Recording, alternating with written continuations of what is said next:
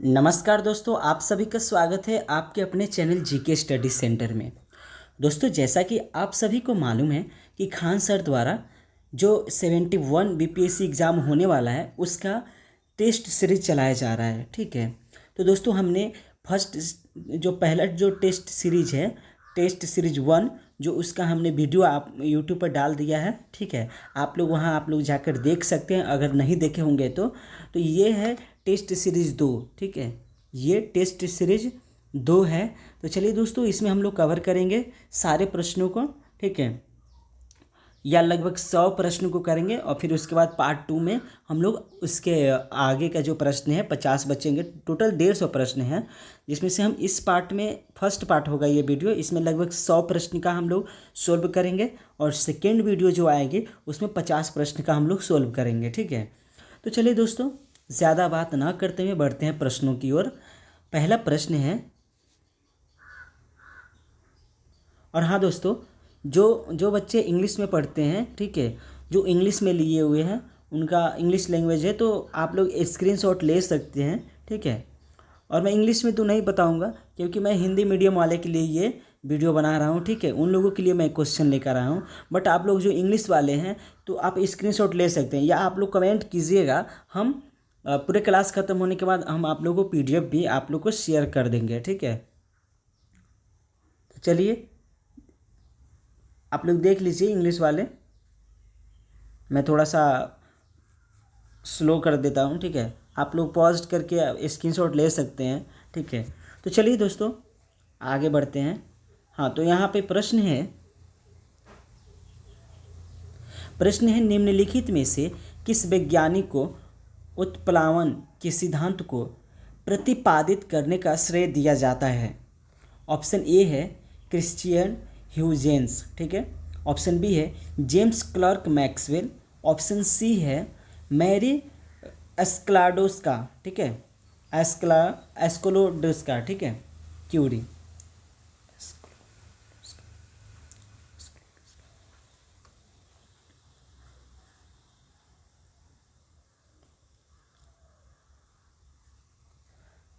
तो दोस्तों पहला प्रश्न है निम्नलिखित में से किस वैज्ञानिक को उत्प्लावन के सिद्धांत को प्रतिपादित करने का श्रेय दिया जाता है।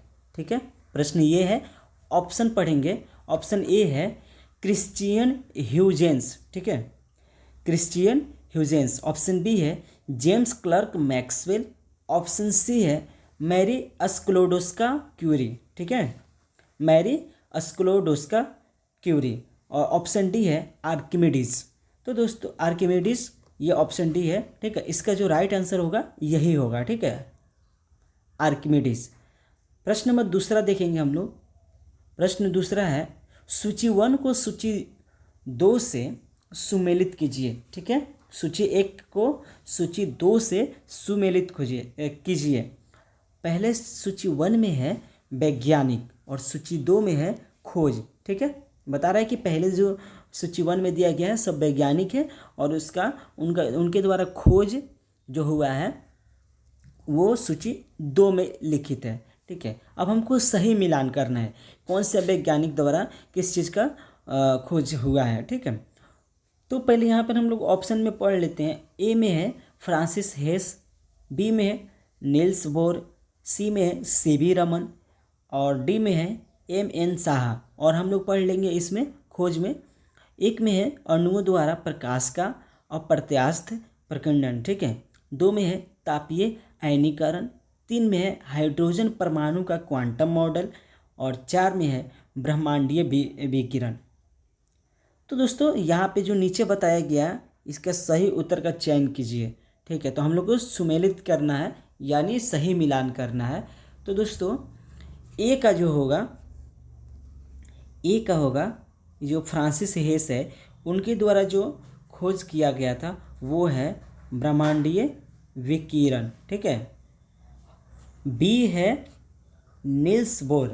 ठीक, नील्स बोर द्वारा जो खोज किया गया था वो है हाइड्रोजन परमाणु का क्वांटम मॉडल।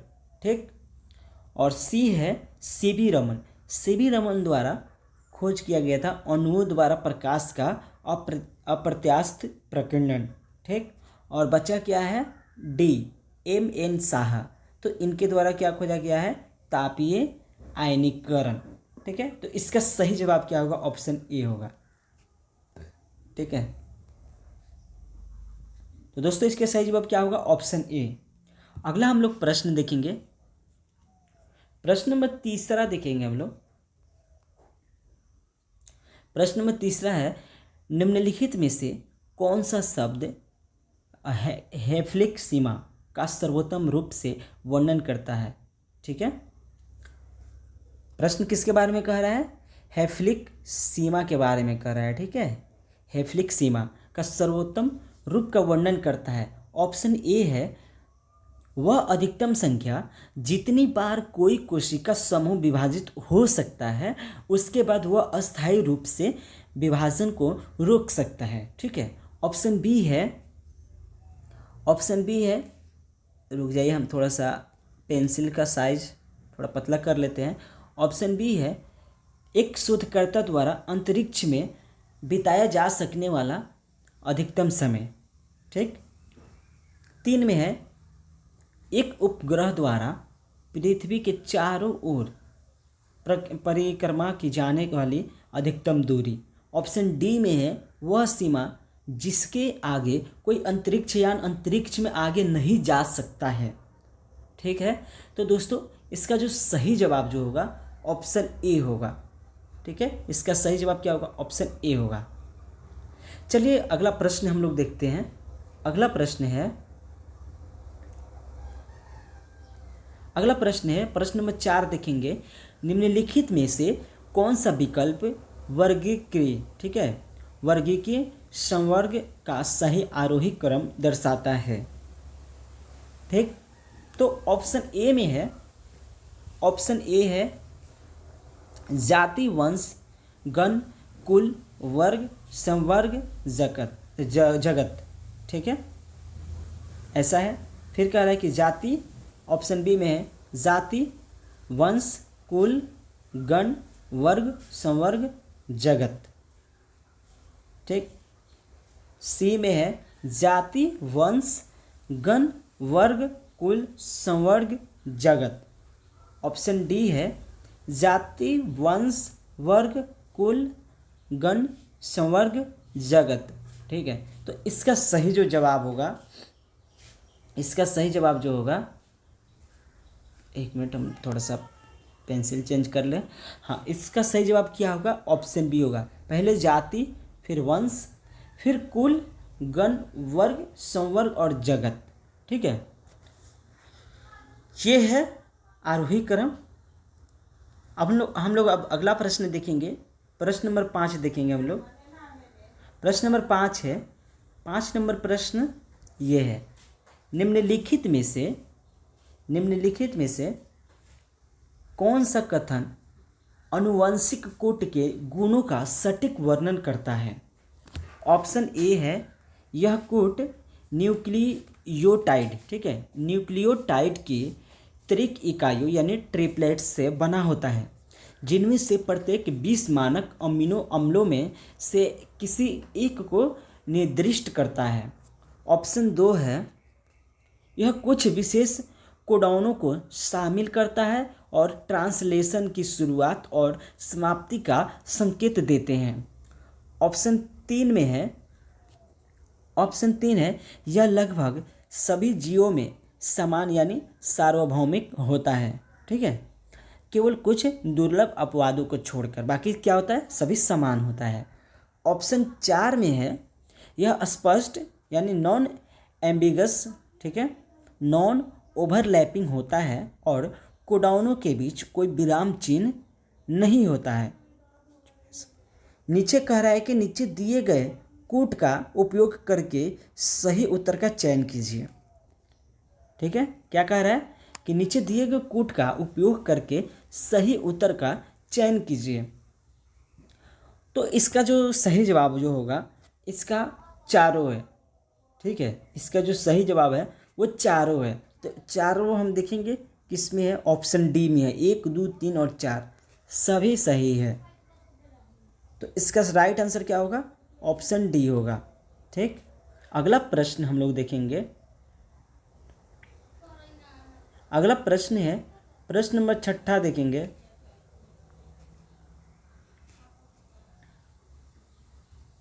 प्रश्न नंबर 6 है दोस्तों,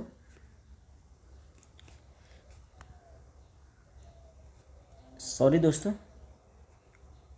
हाँ, तो 6 नंबर प्रश्न है, गंबूबिसिया मछली को तालाबों और कुओं में छोड़ने से निम्नलिखित में से किसे प्रभावी रूप से नियंत्रित किया जा सकता है।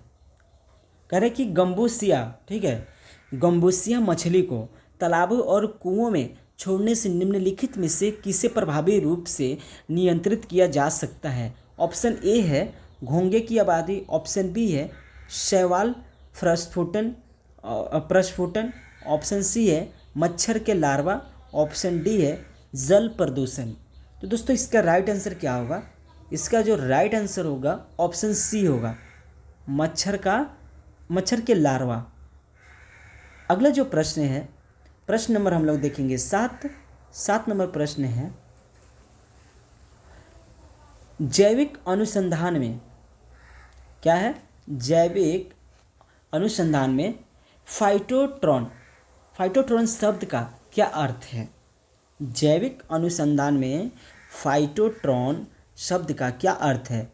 तो पहला जो ऑप्शन है, एक उपकरण जो खेतों में पौधों की प्रकाश संश्लेषण दर मापता है। बी में है पौधों की वृद्धि का अध्ययन करने के लिए एक नियंत्रित वातावरण सुविधा। सी में है पौधे के लक्षणों को बढ़ाने के लिए एक आनुवंशिक संशोधन तकनीक। ऑप्शन डी है पोषक तत्वों के स्तर का आकलन करने के लिए एक मृदा विश्लेषण उपकरण। तो दोस्तों इसका जो सही जवाब होगा, इसका सही जवाब होगा ऑप्शन बी होगा। ठीक है, इसका सही जवाब ऑप्शन बी होगा, पौधों की वृद्धि का अध्ययन करने के लिए एक नियंत्रित वातावरण सुविधा। अगला जो प्रश्न है, प्रश्न नंबर हम लोग 8 देखेंगे। 8 नंबर प्रश्न है ह्यूमिफिकेशन। ठीक है, ह्यूमिफिकेशन के संदर्भ में निम्नलिखित कथनों पर विचार कीजिए। कथन 1 है, यह एक गहरे रंग का अविकारी पदार्थ जिसे ह्यूमस कहा जाता है, यह संचय की प्रक्रिया है। 2 में है ह्यूमस मुख्य रूप से मृदा शैवाल यानी सोयल एल्गी की प्रकाश संश्लेषण की क्रिया के द्वारा बनता है। ऑप्शन सी में है ह्यूमस सूक्ष्मजीवी क्रिया के प्रति अत्यधिक प्रतिरोधी होता है और इसका अपघटन बहुत धीमी गति से होता है। अब कह रहे हैं कि उपर्युक्त कथनों में से कौन सा सही है। ठीक है, कौन सा सही के बारे में पूछ रहा है कि कौन सा कथन जो है वो सही बताया गया है। तो इसका जो सही जवाब होगा ये ऑप्शन सी होगा, केवल 1 और 3, केवल 1 और 3 ये जो है दोनों सही है, बाकी और गलत है, यानी कि 2 नंबर गलत है। हम लोग अगला प्रश्न देखेंगे। दोस्तों इंग्लिश वाले यदि देख रहे होंगे स्टूडेंट, तो प्लीज़ मैं यहाँ पे थोड़ा सा वीडियो को थोड़ा सा स्टॉप करता हूँ। आप लोग प्लीज़ क्या कीजिए, स्क्रीनशॉट ले लीजिए, फिर मैं आगे कर देता हूँ। और आप लोग अगर देख रहे होंगे तो कमेंट कीजिएगा, मैं पीडीएफ डाल दूँगा। ठीक है, पीडीएफ पे आप लोगों को मैं शेयर कर सकता हूँ, लेकिन आप लोग इंग्लिश वाले यदि आप लोग अभी लिखना चाहते हैं प्रश्न तो ये स्क्रीनशॉट ले लीजिए, आप लोग कॉपी में नोट कर सकते हैं। ठीक है, और फिर उसको रिवाइज कर सकते हैं। हाँ, अगला प्रश्न जो है हम लोग अगला प्रश्न देखेंगे दोस्तों। प्रश्न है 9 नंबर प्रश्न, सूची 1 को सूची 2 से सुमेलित कीजिए। सूची 1 क्या है? ये है सूची 1 और ये है सूची 2। सूची 1 में बताया गया कि प्रौद्योगिकी है और सूची 2 में क्या बताया है कि वैज्ञानिक सिद्धांत है। ठीक है, तो सूची 1 में जो प्रौद्योगिकी है वो है कंप्यूटर, रॉकेट प्रणोदन, सी में है इलेक्ट्रिक जनरेटर, और डी में है हवाई जहाज। और वैज्ञानिक सिद्धांत कह रहा है कि न्यूटन के गति के नियम, डिजिटल लॉजिक, उत्तल गतिकी के बर्नौली का सिद्धांत। और डी में 4 में है फैराडे के विद्युत चुम्बकीय प्रेरण के नियम। तो अब कह रहा है कि सही उत्तर का चयन कीजिए, सही उत्तर का सही मिलान कीजिए।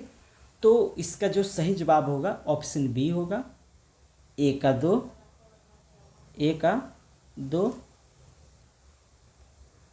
हम थोड़ा सा इसको ग्रीन में कर देते हैं, ग्रीन में हो जाएगा, ए का 2 होगा।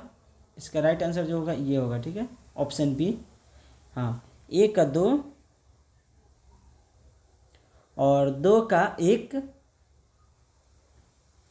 3 का 4, 3 का कितना होगा 4 और 4 का 3।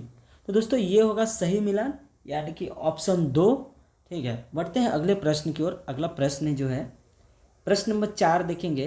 प्रश्न नंबर 4 है लेजर, ठीक। लेजर का क्या अर्थ है, लेजर का क्या अर्थ है? ऑप्शन ए है luminary amplification by stimulated emission of radiation, ठीक है। क्या है? Luminary amplification by stimulated emission of radiation, ठीक। ऑप्शन बी में है light amplification by stimulated emission of radiation. 3 में है light amplification by spontaneous emission of radiation. D में है linear acceleration by stimulated emission of radiation. तो इसमें laser का अर्थ पूछ रहा है, तो लेज़र का अर्थ होगा दोस्तों ऑप्शन बी। लेज़र का सही जो अर्थ क्या होगा वो होगा light amplification by stimulated emission of radiation, ठीक है। इसका राइट आंसर क्या होगा? ऑप्शन बी होगा, ऑप्शन बी। चलिए अगला प्रश्न है प्रश्न नंबर 11 देखेंगे। हाल ही में केंद्रीय मंत्रिमंडल ने बायो ई3, ठीक है, बायो ई3 नीति को मंजूरी दी है। बायो ई3 का क्या अर्थ है? उसका अर्थ पूछ रहा है बायो ई3। तो पहला जो ऑप्शन है ऑप्शन ए में बताया गया है, पहला ऑप्शन है biotechnology for economy, environment and employment, ठीक। ऑप्शन बी है बायोटेक्नोलॉजी फॉर इकोनॉमी और एनवायरनमेंट एंड इमिग्रेशन। सी में है biotechnology for economy, environment and e governance. D में है biotechnology for economy, environment and education. तो इसका जो सही जवाब होगा, इसका सही जवाब जो होगा ऑप्शन कितना नंबर होगा? ऑप्शन होगा ए, ठीक। इसका जो सही जवाब होगा ऑप्शन ए होगा, बायोटेक्नोलॉजी और क्या होगा, एक मिनट, हाँ, biotechnology for economy, environment and employment, ठीक है। बायो ई3 का अर्थ होगा। अगला हम लोग प्रश्न देखेंगे प्रश्न नंबर 12 नंबर प्रश्न है 12 नंबर प्रश्न है भारत ने अपना पहला राष्ट्रीय अंतरिक्ष दिवस यानी NSD कब मनाया? नेशनल क्या है, हाँ, भारतीय राष्ट्रीय अंतरिक्ष दिवस NSD कब मनाया गया? तो ऑप्शन ए है 22 अगस्त 2024, ऑप्शन बी है 23 अगस्त 2024, ऑप्शन सी है 24 अगस्त 2023, ऑप्शन डी है 25 अगस्त 2024। तो इसका जो सही जवाब होगा दोस्तों, इसका सही जवाब क्या होगा? इसका सही जवाब होगा ऑप्शन नंबर बी, 23 अगस्त 2024 को मनाया था। अगला जो प्रश्न है प्रश्न नंबर 23 देखेंगे, 13 नंबर प्रश्न यहाँ पे है। 13 नंबर प्रश्न है सदर का एक्सरे लेने से पहले मरीजों को बेरियम क्यों दिया जाता है? सॉरी दोस्तों, हमने थोड़ा सा गलत पढ़ लिया है। लिखा है उदर का एक्सरे लेने से पहले मरीजों को बेरियम क्यों दिया जाता है? तो ऑप्शन ए है, बेरियम एक्सरे किरणों को अवशोषित करता है जिससे उदर की उपरेखा एक्सरे छवि में स्पष्ट दिखाई देती है। बी में है, बेरियम एक्सरे के लिए पारदर्शी होता है जिससे छवि स्पष्ट रूप से प्राप्त होती है। सी में है, बेरियम लवण श्वेत होते हैं इसके लिए एक्सरे पर उदर अधिक चमकीला दिखाई देता है। डी है, बेरियम यौगिक प्रक्रिया से पहले पेट को साफ करने में मदद करता है। तो दोस्तों इसका जो सही जवाब होगा ऑप्शन ए। ठीक है, इसका सही जवाब क्या होगा? ऑप्शन ए होगा। बेरियम एक्सरे किरणों को अवशोषित करता है जिससे उदर की उपरेखा एक्सरे से छवि में। तो दोस्तों 14 नंबर प्रश्न है। अगला प्रश्न 14 नंबर प्रश्न, निम्नलिखित में से कौन सा पेलोड EOS-08 मिशन का हिस्सा नहीं था? ऑप्शन ए है, electro optical infrared payload, EOIR payload. ठीक है, इलेक्ट्रो ऑप्टिकल इंफ्रारेड पेलोड। ठीक है। बी में है, silicon carbide UV dosimeter. Option C है, global navigation satellite system reflectometry payload. D है, silicon carbide X sat dosimeter. तो इसका जो सही जवाब होगा, इसका सही जवाब क्या होगा? सही जवाब होगा option D, silicon carbide X sat dosimeter. अगला प्रश्न हम लोग देखेंगे, प्रश्न नंबर 15 देखेंगे। प्रश्न नंबर 15 है दोस्तों,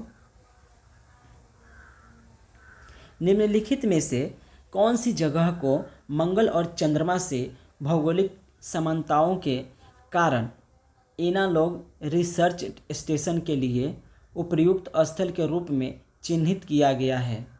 ऑप्शन ए है लद्दाख, ऑप्शन बी है देहरादून, ऑप्शन सी है शिमला, ऑप्शन डी है जैसलमेर। इसका सही जवाब होगा ऑप्शन ए, लद्दाख। प्रश्न नंबर 16 है, विश्व का पहला thorium molten salt nuclear power station किस देश में शुरू किया गया था? फिर से हम लोग प्रश्न को पढ़ लेते हैं। विश्व का पहला thorium molten salt nuclear power station किस देश में शुरू किया गया था? ऑप्शन ए है चीन, ऑप्शन बी है जापान, ऑप्शन सी है दक्षिण कोरिया, ऑप्शन डी है संयुक्त राज्य अमेरिका। तो इसका सही जवाब जो होगा ऑप्शन ए होगा चीन। प्रश्न नंबर 17 हम लोग देखेंगे। 17 नंबर प्रश्न है, हाल ही में चर्चा में रहा ISDRA 2TNNPB निम्नलिखित में से किससे संबंधित है? ऑप्शन ए में है किसी अन्य आकाशगंगा में खोजा गया पृथ्वी के आकार का ग्रह, ऑप्शन बी है रूस द्वारा विकसित किया गया एक corona virus vaccine, option C है पौधे में जीनोम संपादन। ठीक है, जीनोम संपादन के लिए अगली पीढ़ी का उपकरण, ऑप्शन डी है इजराइल द्वारा ईरान पर छोड़ा गया एक बम। तो इसका सही जवाब क्या होगा? इसका सही जवाब होगा ऑप्शन सी, पौधों में जीनोम संपादन के लिए अगली पीढ़ी का उपकरण। अगला प्रश्न नंबर 18 देखेंगे हम लोग। हाँ दोस्तों, तो आप लोग 18 से इंग्लिश वाले स्क्रीनशॉट ले सकते हैं। ठीक है, वीडियो को पॉज करके हम थोड़ा देर रुक भी जाते हैं, आप लोग ले सकते हैं स्क्रीनशॉट। फिर देखिए हो इतना देर में तो हो ही गया होगा, हम लोग अगला देख लेते हैं। फिर अब यहाँ से आप लोग स्क्रीनशॉट ले सकते हैं। फिर ठीक है, तो 25 तक स्क्रीनशॉट ले लीजिए। फिर अगला हम लोग प्रश्न देखते हैं। प्रश्न नंबर 18 हिंदी वाले आप सभी के लिए। प्रश्न नंबर 18 है, हाँ तो दोस्तों प्रश्न नंबर 18 है, सूची 1 को सूची 2 से सुमेलित कीजिए। सूची 1 में जो बताया गया है प्रत्यय, सूची 2 में बताया गया है गुणक। ठीक है, तो ए में है योक्टो, बी में है जेप्टो, सी में है ऑट्टो और डी में है फेम्टो। इसमें गुणक में बताया गया है, एक में है 10 का पावर -15, 10 का पावर -18, 10 का पावर 21 -21, 10 के पावर -24। नीचे कह रहा है कि सही कूट का प्रयोग करके मतलब सही कूट का चयन कीजिए। ठीक, तो इसका जो सही जवाब होगा ऑप्शन डी होगा। इसका सही जवाब ऑप्शन डी होगा। एक का कितना, एक का 4, ठीक, 2 का 3, 3 का 2, सॉरी 3 का 2 होगा, और एक का कितना होगा, एक का 1 होगा। ठीक, आप लोग ये स्क्रीनशॉट ले लीजिए। अगला प्रश्न है प्रश्न नंबर 19 देखेंगे। 19 नंबर प्रश्न है अभिकथन, हाँ 19 नंबर प्रश्न है अभिकथन ए, डीएनए फिंगरप्रिंट का व्यापक रूप से पितृत्व की पुष्टि करने और आपराधिक जांच में व्यक्तियों की पहचान के लिए उपयोग किया जाता है। अब कह रहा है कि कारण, ठीक, कारण में बता रहा है कि बाल, लार या सूखे वीर्य जैसे छोटे जैविक नमूने विश्लेषण के लिए पर्याप्त डीएनए प्रदान कर सकते हैं। तो नीचे बताया गया है, जो ऑप्शन दिया गया है इसमें से सही जवाब जो होगा आपका ऑप्शन ए होगा। क्या है, ए और आर दोनों सही है। ठीक है, दोनों सही है, और आर ए का सही अस्पष्टीकरण करता है। ठीक, कह रहा है कि दोनों सही है, और जो आर जो है जो कारण बताया गया ए का जो एसर्शन में जो दिया गया उसका सही कारण बताया गया है। अगला जो प्रश्न है प्रश्न नंबर 20 देखेंगे। प्रश्न नंबर 20 है, निम्नलिखित में से किस उद्देश्य के लिए आनुवंशिक रूप से संशोधित पौधों को विकसित नहीं किया गया है। ऑप्शन ए है उन्हें सूखे का सामना करने में सक्षम बनाने के लिए। दोस्तों ऑप्शन पढ़ने से पहले हम लोग डायरेक्ट आंसर जानते हैं। ठीक है, इसका आंसर जो होगा ऑप्शन सी होगा, प्रकाश संश्लेषण से स्वतंत्र वायुमंडलीय ऑक्सीजन के विनियमन हेतु। ठीक है, अगला प्रश्न जो है प्रश्न नंबर 21 देखेंगे। 21 नंबर प्रश्न है, निम्नलिखित में से कौन सा पहला स्तनपायी था जिसे मानव ने आनुवंशिक इंजीनियरिंग तकनीकों का उपयोग कर सफलतापूर्वक क्लोन किया था। तो वो क्या था, भेड़। ठीक है, भेड़ जो सबसे पहला वो स्तनपायी था जिसे मानव ने आनुवंशिक इंजीनियरिंग तकनीकों का उपयोग कर उसका सफलतापूर्वक क्लोन किया था। ठीक है, अगला प्रश्न जो हम लोग देखेंगे प्रश्न नंबर 22 नंबर प्रश्न है, बायोमेडिकल नवाचारों के संदर्भ में जैविक सेवन का क्या मतलब है। ठीक है, इसका अर्थ क्या है या जैविक सेवन क्या है। तो दोस्तों इसका सही जवाब जो होगा क्या होगा, कृत्रिम हृदय। जैविक सेवन मतलब कृत्रिम हृदय। अगला प्रश्न है प्रश्न नंबर 23 है, वयस्कों में सामान्यतः पाए जाने वाले चयापचयी विकार डायबिटीज मेलिटस की पहचान निम्नलिखित में से किस शारीरिक स्थिति से की जाती है। तो इसका सही जवाब होगा ऑप्शन ए, रक्त में शर्करा यानी ब्लड शुगर का बढ़ा हुआ स्तर और इंसुलिन स्त्राव में कमी। ठीक है, इंसुलिन। अगला प्रश्न नंबर देखेंगे 24 नंबर प्रश्न है, अत्यंत निम्न तापमान के कारण सामान्यतः तरल नाइट्रोजन का उपयोग निम्नलिखित में से किस राज्य में किया जाता है। तो इसका जो सही जवाब होगा ऑप्शन ए होगा, ऊतकों और कोशिकाओं जैसे जैविक नमूनों को अंतरिक्ष करने के लिए। ठीक, प्रश्न नंबर 25 नंबर प्रश्न है, निम्नलिखित में से कौन सा हृदयाघात के लिए उत्तरदायी घटनाओं का सही क्रम दर्शाता है। तो हम लोग ऑप्शन से जानेंगे सीधे। इसका जो सही जो ऑप्शन होगा वो होगा ऑप्शन ए, 1 3 2 4।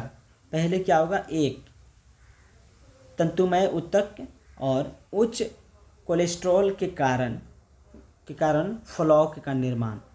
2 है, सॉरी 3 है, इसके बाद 3 होगा रक्तवाहिका के आंतरिक लुमेन का संकुचित होना। 2 है क्लोरने क्या है, रुक जाइए हम थोड़ा सा यहाँ पे, हाँ, कोरोनरी धमनियों में से रक्त के थक्के का प्रवेश। और 2 है क्या, नहीं सॉरी, इसके बाद 4 है हृदय की मांसपेशियों को रक्त और ऑक्सीजन की आपूर्ति में कमी। अगला प्रश्न देखेंगे, प्रश्न नंबर 26। दोस्तों इंग्लिश वाले जो इंग्लिश पढ़ते हैं, ठीक है, इंग्लिश वाले करने का मतलब है जो इंग्लिश में लिए हुए हैं, जो इनका लैंग्वेज इंग्लिश में है, तो दोस्तों आप लोग स्क्रीनशॉट ले लीजिए इस प्रश्न का। मैं ऊपर कर देता हूँ, बाकी सबका ले लीजिए स्क्रीनशॉट।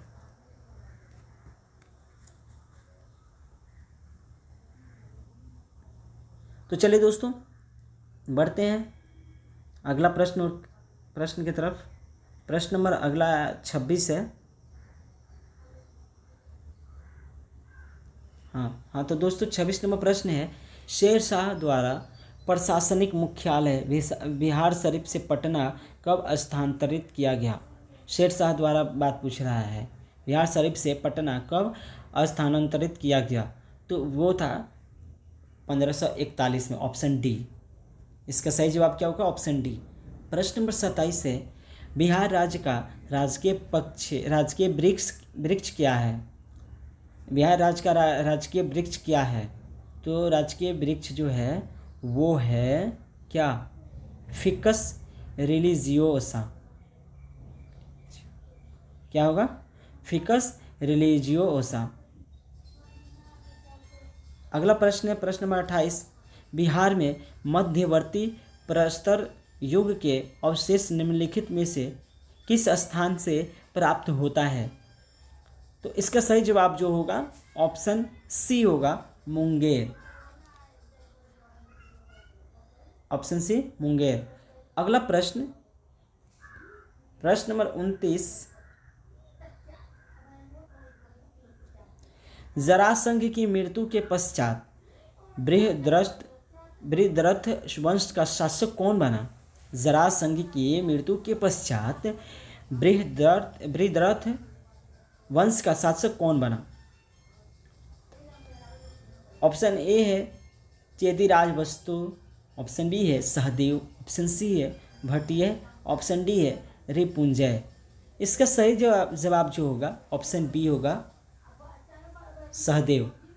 प्रश्न नंबर 30 है, लोकेश्वर शतक नामक पुस्तक के रचनाकार कौन है। तो दोस्तों लोकेश्वर शतक जो नामक एक पुस्तक जो थी, या उसका लेखक जो है ये है ब्रजदत्त। ठीक, अगला प्रश्न जो है प्रश्न नंबर 31 देखेंगे, निम्नलिखित में से कौन सा मध्ययुगीन बिहार में व्यापार और शिल्प उत्पादन की प्रकृति को सटीक रूप से दर्शाता है, तो इसका सही जवाब जो होगा ऑप्शन बी होगा। ठीक है, कौन सा होगा, स्थानीय और क्षेत्रीय व्यापार नेटवर्कों के सहयोग से शिल्प उत्पादन यानी कारीगरी फला फूला। प्रश्न नंबर 32 देखेंगे, प्रश्न नंबर 32 है, 32 नंबर प्रश्न है, कुंवर मान सिंह को बिहार का मनसबदार कब नियुक्त किया गया था। तो जो कुंवर मान सिंह जो थे उनको बिहार का मनसबदार दोस्तों 1587 में किया गया था। अगला प्रश्न है प्रश्न नंबर 33 नंबर प्रश्न है, 33 नंबर प्रश्न है दोस्तों, 1857 के विद्रोह का नेतृत्व बिहार के छपरा में निम्नलिखित में से किस व्यक्ति द्वारा किया गया था। तो दोस्तों इसका सही जवाब जो होगा, इस प्रश्न का सही जवाब क्या होगा? ऑप्शन डी होगा, मोहम्मद हुसैन खां। प्रश्न नंबर 34 है, बिहार के निम्नलिखित में से किस क्षेत्र में चंद्रिका सेन, गिरीश तिवारी तथा भरत मिश्र द्वारा नमक सत्याग्रह प्रारंभ किया गया था? किस क्षेत्र में? तो वो था सारण में, सारण में। अगला प्रश्न है प्रश्न नंबर 35 नंबर प्रश्न है, जैन आचार्य अस्तुलभ्रद की समाधि बिहार में कहाँ स्थित है? तो जैन आचार्य जी जो अस्तुलभ्रद की समाधि जो है वो है दोस्तों पटना में। अगला प्रश्न है प्रश्न नंबर 36 नंबर प्रश्न है, बिहार में कौन सा झरना बिहार का नियाग्रा के नाम से भी जाना जाता है? कौन सा झरना जो है बिहार का नियाग्रा के नाम से भी जाना जाता है? तो ये कौन सा झरना है? वो है ककोलत झरना, ऑप्शन बी। प्रश्न नंबर 37, बिहार का कुल भौगोलिक क्षेत्रफल कितना है? बिहार का भौगोलिक क्षेत्रफल कितना है? तो बिहार का कुल क्षेत्रफल है वो है, भौगोलिक क्षेत्रफल कितना है? वो है 94,163 वर्ग किलोमीटर, 93,163 वर्ग किलोमीटर। अगला जो प्रश्न है प्रश्न नंबर 38 देखेंगे, बिहार के कितने जिले उत्तर प्रदेश के साथ अपनी सीमा साझा करते हैं? बिहार के कितना जिला उत्तर प्रदेश के साथ अपनी सीमा साझा करते हैं? तो वो है टोटल 8 जिला है, टोटल 8 जिला है जो उत्तर प्रदेश के सीमा से मिलता है। अगला जो प्रश्न है दोस्तों, इंग्लिश वाले आप लोग स्क्रीनशॉट ले लीजिए वीडियो पॉज करके, या मैं थोड़ी देर रुक जाता हूँ, आप लोग स्क्रीनशॉट ले लीजिए। और देखिए यहाँ से आप फिर ले लीजिए। दोस्तों स्क्रीनशॉट सिर्फ लेना नहीं है, स्क्रीनशॉट लेकर आप लोग कॉपी में नोट भी कीजिए और उसको पढ़िए, समझिए, ठीक है। तो दोस्तों अगला प्रश्न जो है 39 नंबर प्रश्न है। 39 नंबर प्रश्न है, बिहार में कुंडों और उनके संबंधित स्थानों के निम्नलिखित युग्मों में से कौन सा सही सुमेलित है? कौन सा सही सुमेलित है? तो वो होगा 1 नानक कुंड राजगीर। 40 नंबर प्रश्न है, निम्नलिखित कथनों पर विचार कीजिए। कथन 1 है, बिहार आकार में मोटे तौर पर आयताकार है, जिसकी पूर्व से पश्चिम की चौड़ाई लगभग 345 किलोमीटर और उत्तर से दक्षिण की लंबाई लगभग 483 किलोमीटर है। और 2 में क्या कथन कह रहा है? इसकी औसत ऊंचाई समुद्र तल से 173 फीट यानी कि 53 मीटर है। उपयुक्त कथन में से कौन सा सही है? कौन सा सही है? तो वो है केवल 2 नंबर। इसकी औसत ऊंचाई समुद्र तल से 173 फीट यानी कि 53 मीटर है। अगला प्रश्न देखेंगे, प्रश्न नंबर 41।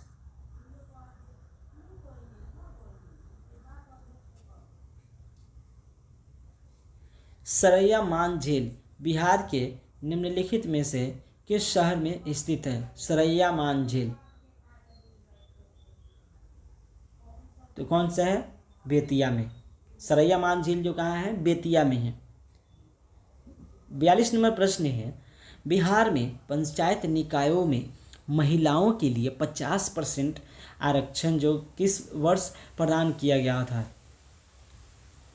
तो दोस्तों जो पंचायत निकायों में महिलाओं के लिए जो 50% आरक्षण जो प्रदान किया गया था वो 2006 में हुआ था, ठीक है, 2006 में।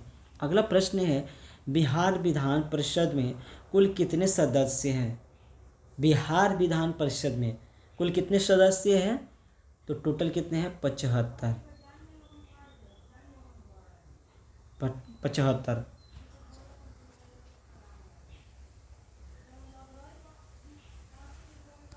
अगला प्रश्न 44 नंबर, बिहार मानवाधिकार आयोग के पहले अध्यक्ष कौन थे? बिहार मानवाधिकार आयोग के पहले अध्यक्ष कौन थे? कौन थे? S.N. झा।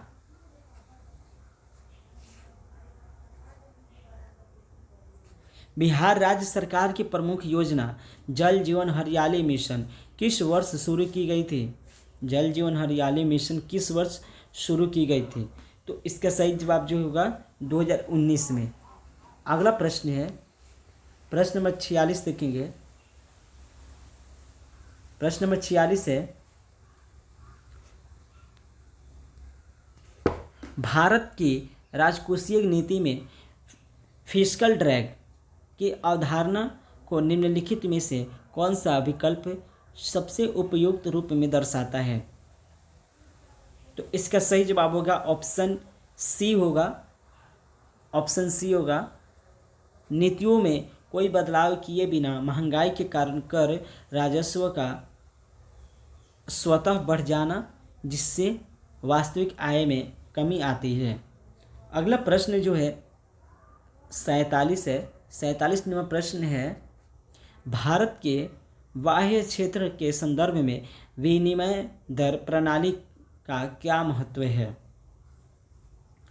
तो इसका जो महत्व है वो ये है, ऑप्शन बी नंबर, यह एक प्रबंधित प्लॉट प्रणाली का पालन करता है जिसमें बाजार की ताकतें रुपयों का मूल्य निर्धारित करती है और आरबीआई समय समय पर हस्तक्षेप करती है। तो इसका सही जवाब क्या होगा? ऑप्शन बी होगा। अगला जो प्रश्न है, प्रश्न नंबर 48 नंबर प्रश्न है, इंग्लिश वाले आप लोग ये स्क्रीनशॉट ले सकते हैं, ले लीजिए। ठीक,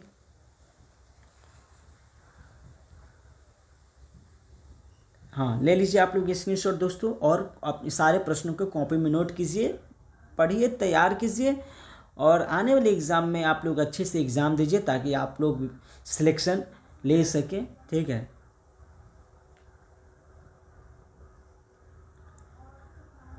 तो प्रश्न नंबर 48 देखेंगे हिंदी वाले।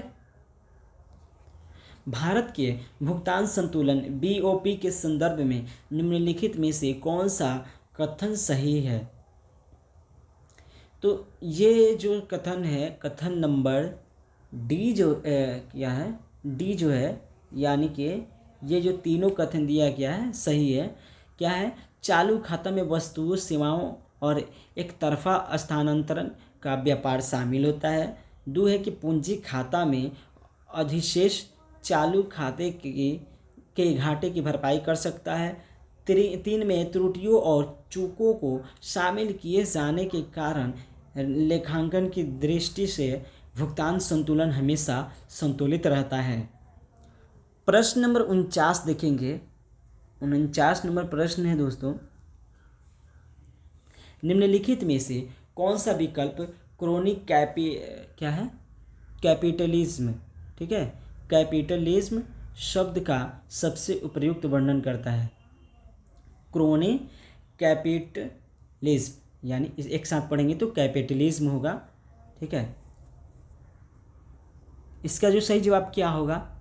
सही जवाब होगा ऑप्शन बी, एक ऐसा आर्थिक तंत्र जहां व्यवसायों की सफलता सरकार के अधिकारियों से नज़दीकी संबंधों के कारण होती है। प्रश्न नंबर 50 देखेंगे, यदि नाम मात्र सकल घरेलू उत्पाद बढ़ता है लेकिन वास्तविक सकल घरेलू उत्पाद वही रहता है तो संभवतः क्या होता है?